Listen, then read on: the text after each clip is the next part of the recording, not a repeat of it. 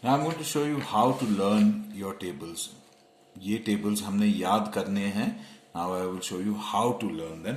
For this you need where you have written your tables, and what we're going to do is we will start just by reading the tables.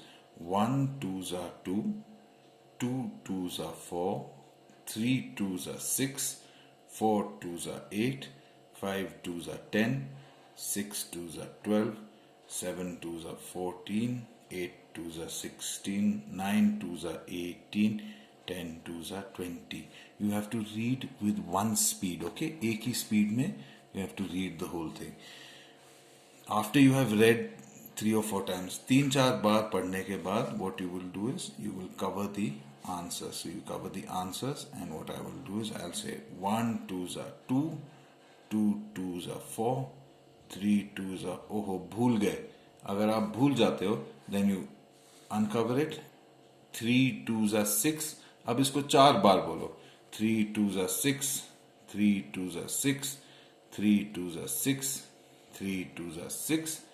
And जब वापस जाना हो तो शुरू से करो. 1 2s are 2, 2 2s are 4, 3 2s are 6, 4 2s are 8, 5 2s are 10, 6 2s are 12, 7 2s are, ओह भूल गए.